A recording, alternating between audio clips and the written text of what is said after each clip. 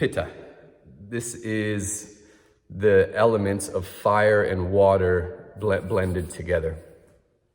Its qualities, as we have in the sheet there, are oily, they're sharp, they're hot.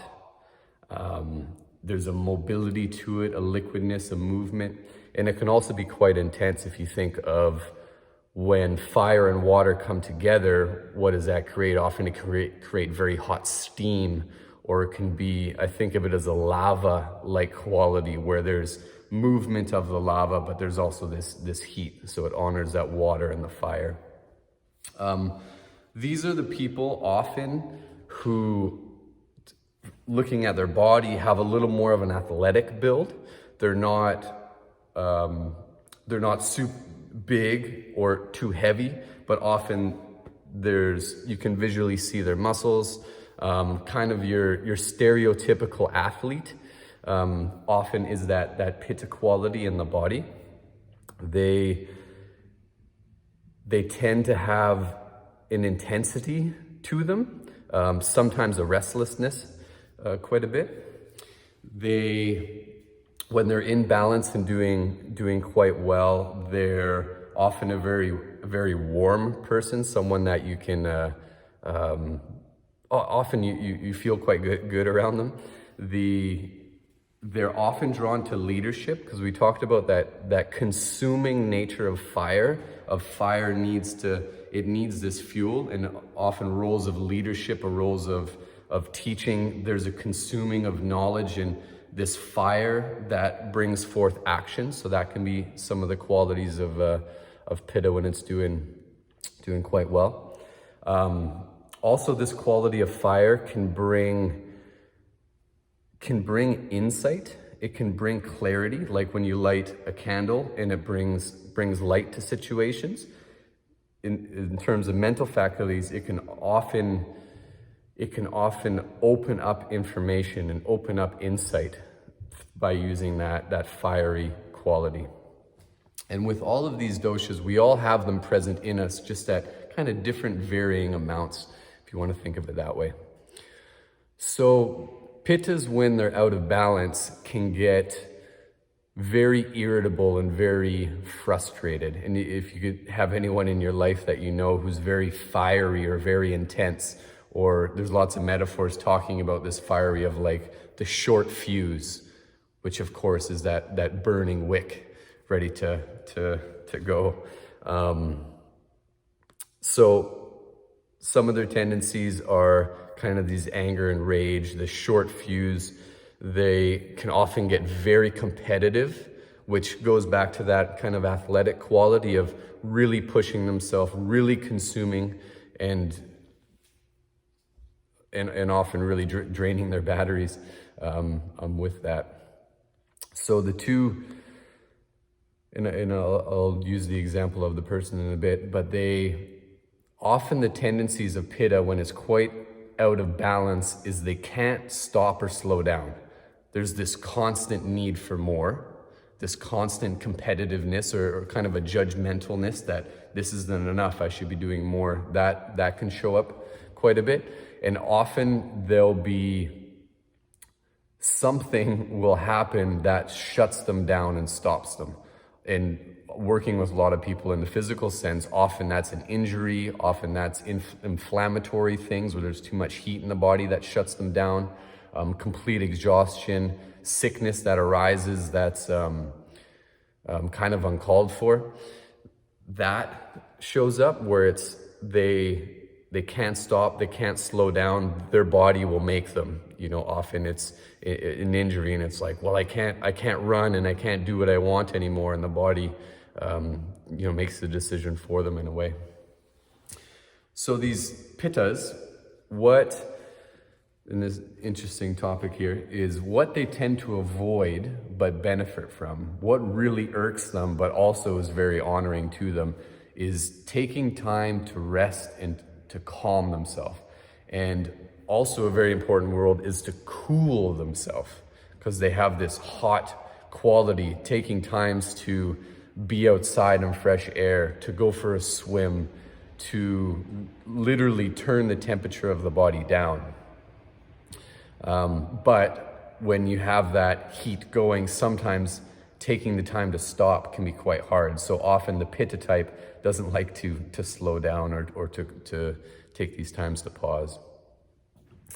So the times of day where this tends to be the Pitta time is the midday sun, where usually from say 11 to 2 to 3, somewhere in that range, where the sun is quite intense. There's a lot of heat happening in the day.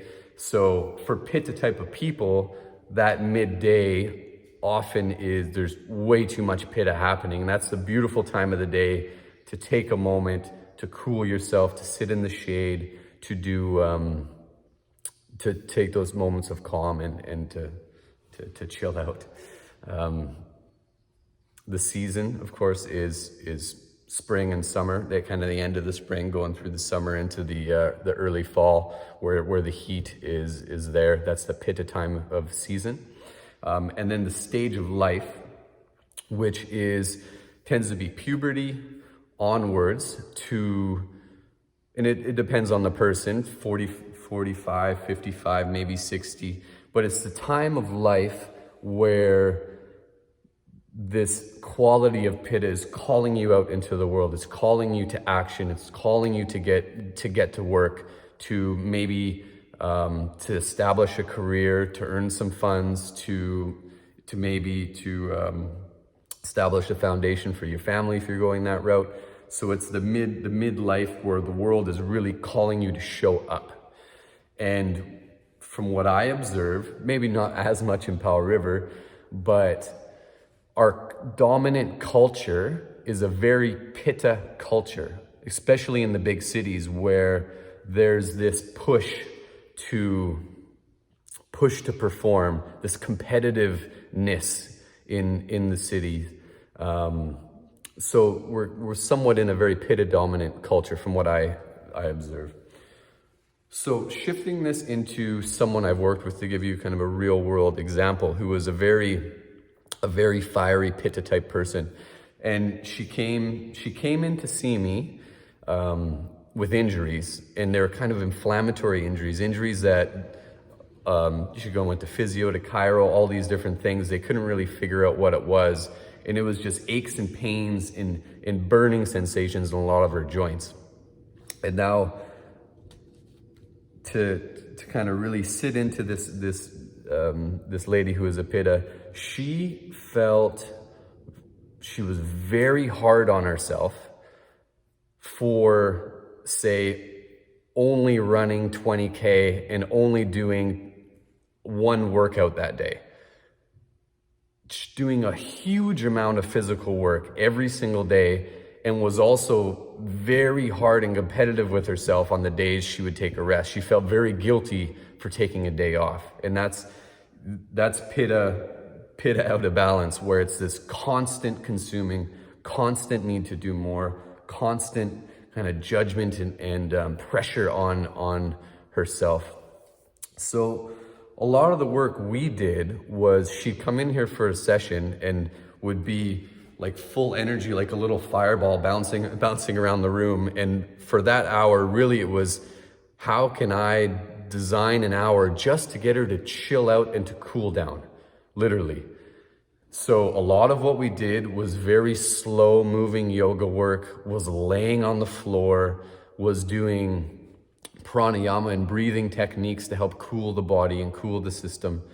And that's what we did for an hour. And it irked her. It was very hard for her to do, just to lay on the floor and take some time, because her whole system wanted more, wanted to go, wanted action.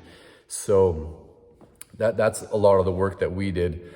A lot of getting that watery quality moving in the body in new ways, where she was a runner and she'd run in this running pattern for hours a day. And our job was to help her move the body in new ways, that learning and retraining herself how to move at not peak intensity, but can you move in a soft way? Can you move in a more gentle way? So that's a lot of what we worked on with this lady who's quite an intense Pitta. Yeah, the Pitta mind often is also this all-consuming nature, this wanting to figure out, to wanting to burn down things. That's how it can show up in the mind. But the Pittas they're lovely people. If you need something done, this is a great person to ask, because they usually have the energy to get it done twice. So there's a good taste of Pitta.